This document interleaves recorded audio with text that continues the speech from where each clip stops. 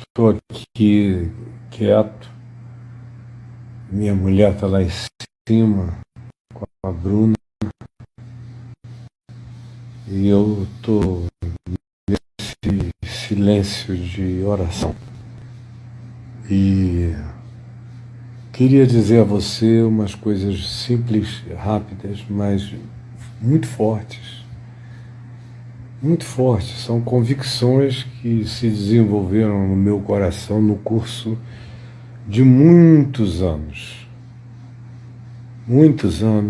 de ruminação, de experiência, de visitação, de estar in loco e também in person, com as pessoas, nos lugares, nos variados textos de informação, na busca dela, tudo isso, uma vida tentando ser sério com a consciência das coisas no mundo, aqui, neste planeta, na história.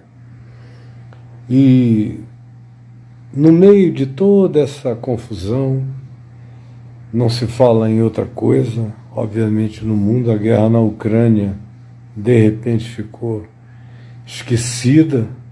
É uma boa ocasião para quem, tendo poder, deseja realizar o mal, é quando todo mundo olha para o outro lado, olha lá um balão, aí todo mundo olha e... Mas espero que não seja o caso, que haja uma desmobilização, se Deus permitir, porque o olhar da mídia anima muito os players, os protagonistas mundiais, são tão banais, são tão fúteis, são tão volúveis, são tão infantis quanto os protagonistas familiares, ou da parentela, ou da Câmara dos Vereadores, ou da Prefeitura, ou do Estado, ou do país, ou da presidência da ONU, ou dos Estados Unidos, ou da Rússia. É tudo gente que está vindo do mesmo buraco. Somos nós, humanos. Ninguém diferente. Na maioria das vezes, inclusive, para ter essa ansiedade toda de poder, de controlar, de dominar, de dirigir, de liderar, de ir à frente, de ser considerado permanente e tudo mais, é que a gente assiste de dentro da nossa casa a qualquer outra dimensão, é aquela realidade pulsional mais intrínseca que faz a gente afirmar que tanto faz o nível de poder econômico, social, armamentístico, ou de desenvolvimento cultural, ou seja lá o que for, sejam as pessoas ou as suas lideranças que sofrem desse surto de dominação, é quase impossível alguém ter esse desejo de dominação e não ser possuído de maneira profunda por esses sentimentos mais básicos mesmo, mais alfa, mais macho alfa, mais dominatrix, mais seja lá o que seja, da gente sobre o próximo. Então é assim no mundo inteiro. Agora, é verdade que quando a gente observa os últimos 4.000 anos da história da civilização humana, em quase todas as guerras, quase, eu não estou absolutizando e nem estou falando das pequenas revoluções, as coisas locais, eu estou falando daquelas que tiveram um peso um pouco mais mundial ou regional, territorial, quase todas tiveram os judeus participando como protagonistas. E durante uma quantidade enorme, a maioria absoluta das vezes, como dominados na terra dos outros, castrados, violados, abusados, desde a terra do Egito, desde antes de Moisés sonhar e nascer, desde os dias de Jacó. Então, é um negócio muito sério. E viveram ali um Brasil quase todo de existência no Egito, 430 anos sob escravidão. E quando saíram de lá, tentaram conquistar no peito e na raça a terra de Canaã, não conseguiram dominar tudo, e quem conseguiu dominar tudo, que foram os da tribo de Judá, mais excelentemente do que os demais, mantiveram seu controle da região, que é fundamentalmente Israel para os judeus até o dia de hoje. Mas, primeiro isso, se você for observar, por uma razão ou por outra, na maioria das vezes, por causa dos instintos mais absurdos da natureza humana, os judeus estiveram perseguidos no planeta. O grande crime judeu original, o maior de todos, para nós de mente ocidental, foi não terem reconhecido Jesus, o nosso Cristo, o nosso Messias, como o Cristo deles, o Messias deles, e o terem matado. Foi muitas vezes o argumento e o pretexto pelo qual cristãos perseguiram judeus nos últimos 2000 anos, muitas vezes. Algumas muito importantes, como, por exemplo, Martinho Lutero, que é o pai da Reforma Protestante, fez sermões antisionistas horrorosos, impensáveis, reaças ao extremo. E isso em muitos lugares foi assim. Foi, de fato, depois da Segunda Guerra Mundial, mais do que tudo, depois de 1948, depois que se reconstituiu boa parte, o iniciozinho do povo de Israel voltando para o que tinha sido um dia a terra de Israel, e nos últimos 2000 e poucos anos era a Palestina, porque para os romanos, o território de Israel nos dias dos romanos era chamado de Palestina. É isso também que se deve saber. Embora fosse o povo de Israel estivesse lá, de norte a sul, mas sem soberania, sem autodeterminação. Então, em todos os conflitos, eles estavam como escravos, oprimidos, perseguidos, dominados e tudo mais. Mas, de alguns anos para cá, e eu dizia, o olhar a respeito do sionismo positivamente fora do ambiente judaico aconteceu no Ocidente de 1948 para cá, especialmente entre os crentes. Porque os crentes antes eram sempre acusando Israel de terem matado Jesus. Sempre. O pessoal esquece disso, que foram quase 2000 anos acusando os judeus de terem matado a Jesus. Uma vingança verbal e de ações e cultural e de segregação praticada durante 2 milênios quase, por nós cristãos ocidentais.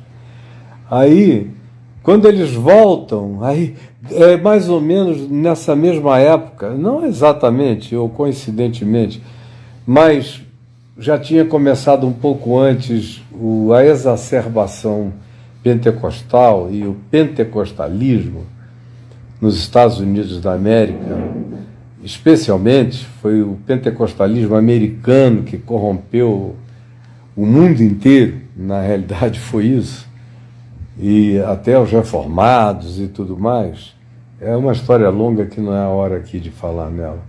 Pois bem, então, o que acontece é que quando surge esse Israel, Estado, que ganha depois independência de Estado e põe sua capital em Jerusalém, é concomitante com a explosão pentecostal, e com a explosão pentecostal, a dominação de uma escatologia, de uma doutrina do final dos tempos, onde Israel se tornou o centro da profecia de Deus. 2000 anos antes, desde que o ano 70, quando Israel foi mandado embora, os cristãos desenvolveram muitas escatologias. Se você tiver curiosidade, pesquise. E em nenhuma delas Israel tinha nenhum lugar tão preponderante, escatologicamente falando. Mas na escatologia pentecostal, dispensacionalista, especialmente depois de 1948, com Israel, o povo de Israel voltando para o chão de Israel, que também era chamado chão palestino há tantos anos, voltando para lá, reacendeu-se esse fogo, literalmente um pentecostalismo escatológico. E Israel ganhou essa grandeza que você vê hoje nas igrejas, é bandeira do Brasil, significando a coisa mais reacionária possível, como a gente viu nos últimos anos, e a bandeira de Israel. E uma outra coisa, não importa o que Israel faça, Israel está sempre com razão, e Deus está sempre do lado de Israel, sempre, sempre. Deus se esqueceu de ser o Deus dos oprimidos, dos pobres, dos desvalidos, de ser o Deus de Israel. Porque o livro do Êxodo começa dizendo que o Senhor ouviu o clamor de Israel oprimido durante 430 anos no Egito, que entraram lá com honra, mas depois de uns anos todo mundo foi esquecendo de quem um dia tivera sido José, o hebreu, em razão do qual todos sobreviveram no Egito, e também os de Israel, da parentela de José, José filho de Jacó. Isso acabou virando 430 anos de presença no Egito, naquela potência dos Ramséses. Moisés é contemporâneo dos Ramsés, de uma das eras mais grandiosas e poderosas do Egito. Fez parte daquele exército. Tudo começa dizendo que o Senhor ouviu o clamor. E quando o Senhor aborda Moisés no deserto de Midian, é para dizer a ele: eu ouvi o clamor do meu povo, oprimido, sofrendo. Aí a pergunta é: o Deus de todas as coisas só tem ouvidos para ouvir clamores do DNA judaico ou israelita?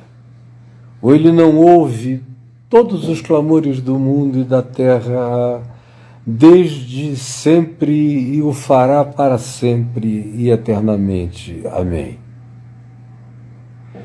Então, eu não quero falar mais do que isso, já falei demais hoje, mas é preciso tomar cuidado, porque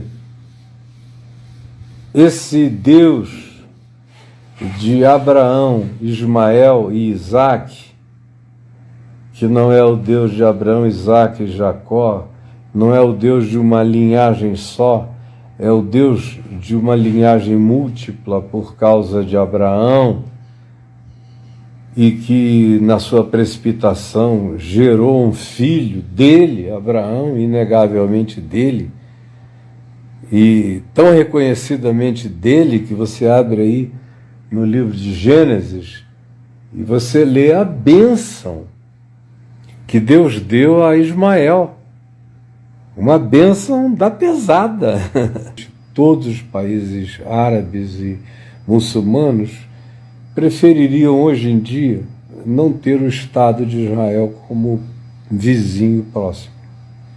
Porque é muita força, é muito poder, é muito militarismo, é muita inteligência, é muita tecnologia, é muito desenvolvimento, é uma capacidade inigualável de produzir genialidades, porque nenhum povo viveu em tantos lugares, em tantas eras diferentes, aprendendo desde a Mesopotâmia até o espalhamento por toda a Europa e todo o intercâmbio de mais de 4.000 anos de existência, em sequência, em linearidade. Então, esse é o Deus de Abraão, Isaac e Jacó para esse lado, com todos os seus pecados, com os pecados de Israel, que os profetas morreram, todos eles, por denunciar direto.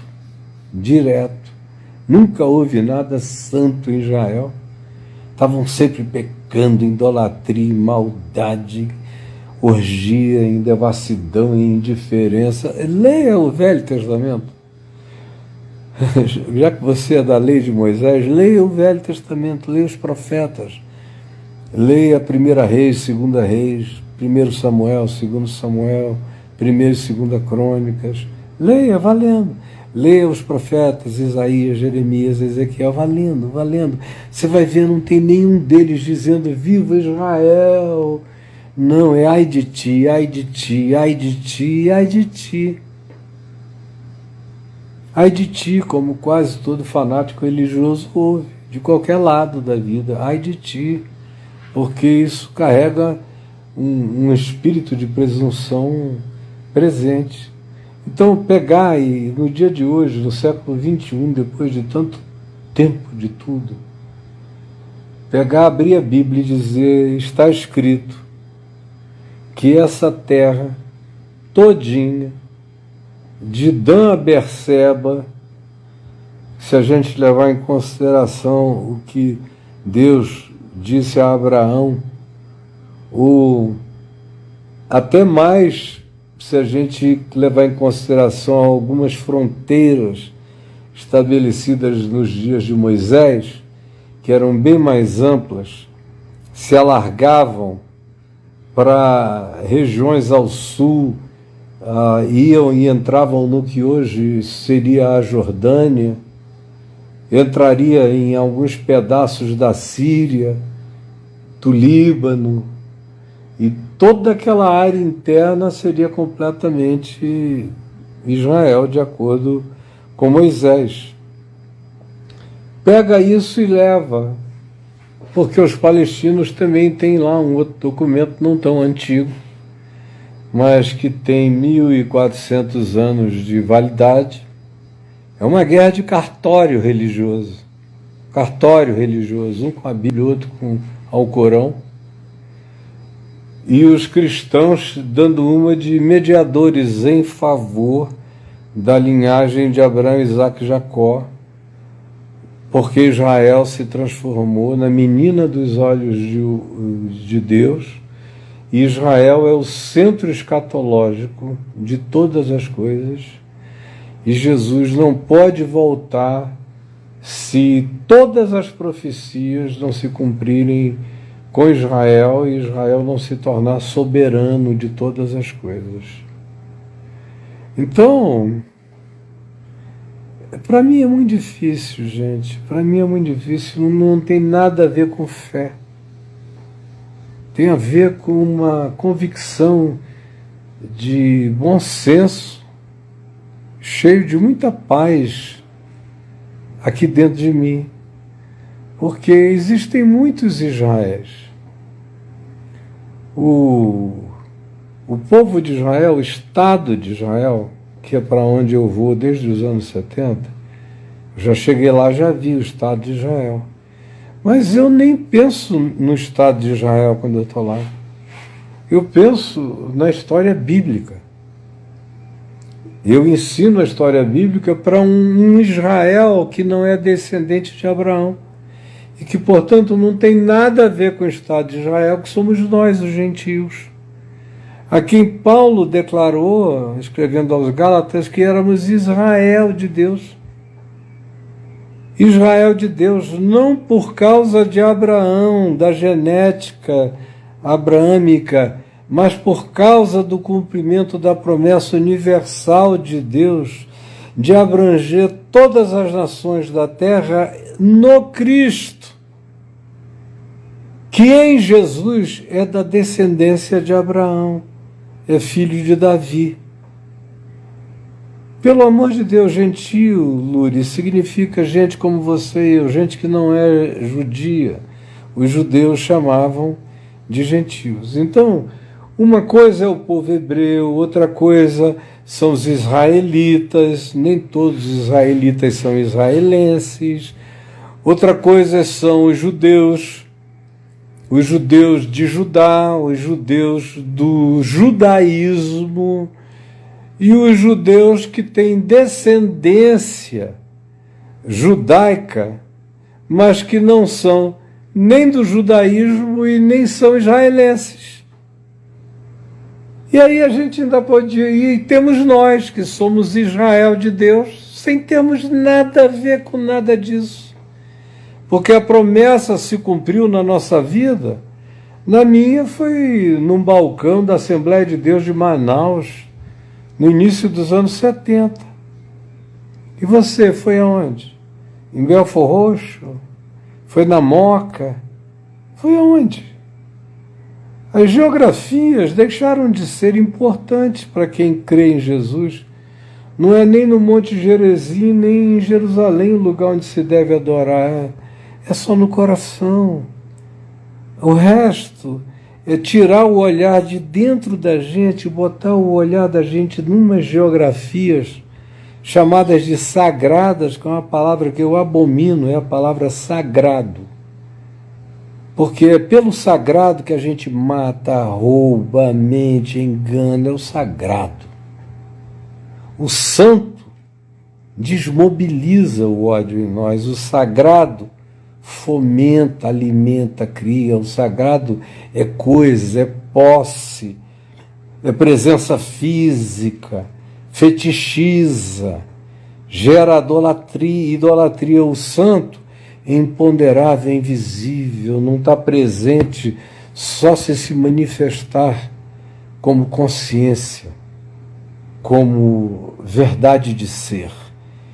Isso é o santo. O sagrado habita coisas, o santo habita pessoas, consciências. Mas os meus melhores amigos não conseguiram até hoje fazer a diferença monumental entre o sagrado e o santo. E faz muita diferença entender isso. Essa guerra é pelo sagrado contra o santo.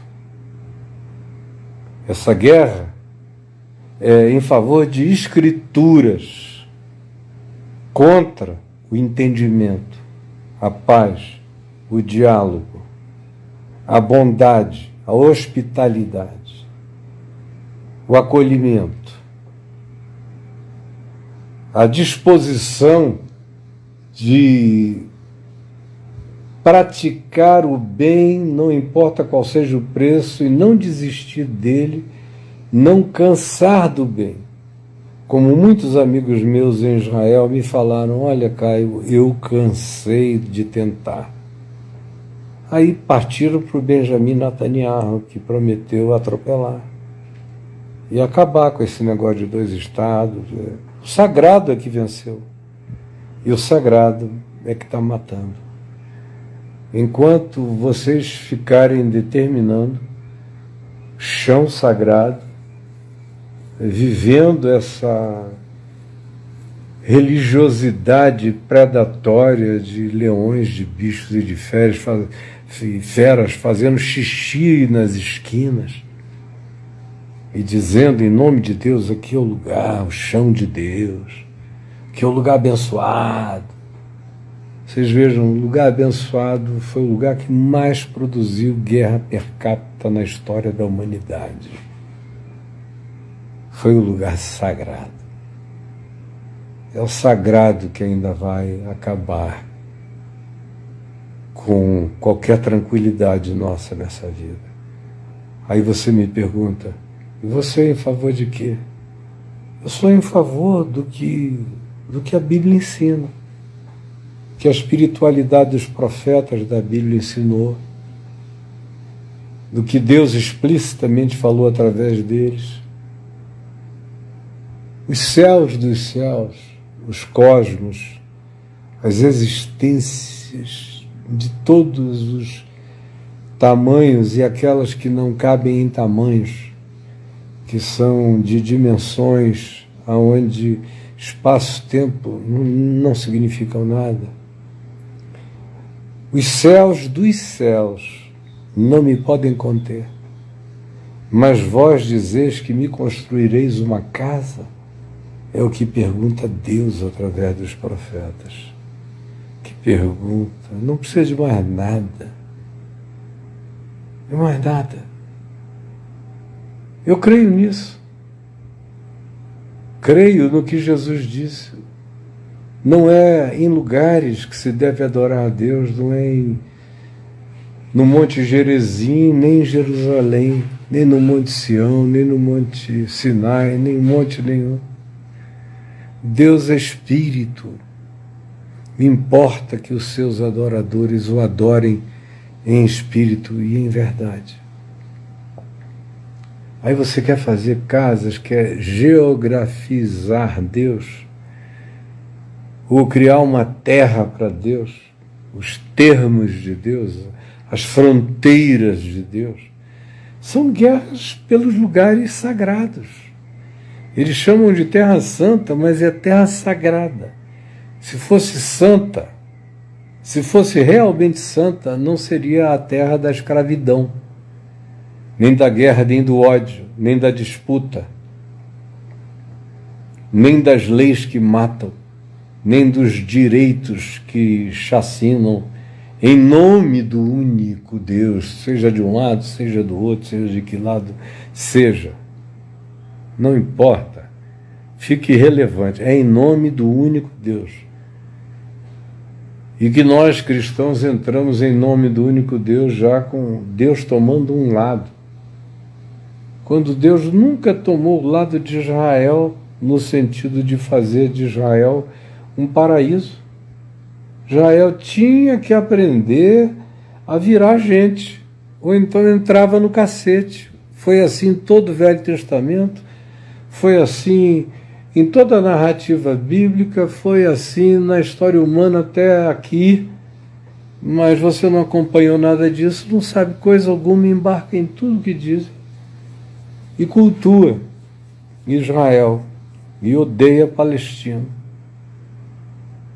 Eu faço muita diferença entre os muitos Israéis, as camadas dos Israéis e dos Israéis e dos Israéis, até aquele Israel imponderável, que só Deus conhece, que está espalhado pelo mundo, que não está congregado em nação nenhuma, em língua nenhuma, em etnia nenhuma, espalhado pelo mundo, falando com Deus a única língua de justiça, verdade, amor, misericórdia, compaixão, hospitalidade, inclusividade. Esse é o único Israel verdadeiro mesmo de Deus. Essa grande nuvem de testemunhas olhando e desejando o melhor, o bem, gritando, querendo fazer pontes de paz, são os verdadeiros macários, os bem-aventurados de Jesus espalhados pela face da terra.